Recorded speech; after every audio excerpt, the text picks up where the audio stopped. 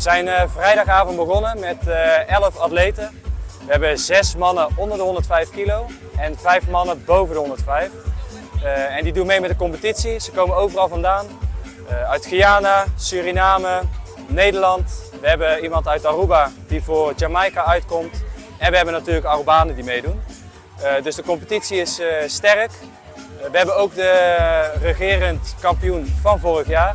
Onder de 105 kilo, Carlos Patterson. Doet ook weer mee dit jaar. We zijn vrijdag begonnen met truckpool. Zaterdag zijn we hier weer gekomen. Hebben we onder andere de keg throw gedaan. Moesten ze verschillende biervaten over een hoogte van 4,5 meter gooien. En van 5 meter voor de boven de 105 categorie. En vandaag zijn we hier weer voor de medley en de Atlas Stones als finale workout. Er zijn verschillende atleten van Paradise Strength en Body Fit and Nutrition. Die doen mee. Thomas Arends, Marcel Willems en Jeff Feliciana zijn lokalen die meedoen. En we hebben iemand uit Nederland, Johan Langhorst. Die doet al 15 jaar deze wedstrijden.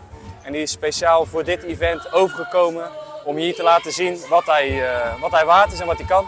Ik wil zeker Nagico bedanken en Moomba om dit allemaal mogelijk te maken en de sponsors die zij ons hebben naartoe getrokken, zeg maar. Ik wil ook Alex Monen bedanken. Hij is 4 keer sterkste man van Nederland en meerdere keren meegedaan met de Champions League van Strongman. Die is onze judge voor dit weekend. En uiteraard wil ik Corps Mariniers bedanken en de vrijwilligers die mij ondersteunen om dit event tot een goed einde te brengen. De Strongman competitie is voor iedereen. Iedereen kan meedoen. Want je hebt autobanden, maar je hebt ook tractorbanden van 300 kilo of autobanden van 20 kilo. Iedereen kan die omflippen. Je hebt verschillende maten Atlas Stones. Je kan heel licht beginnen tot heel zwaar.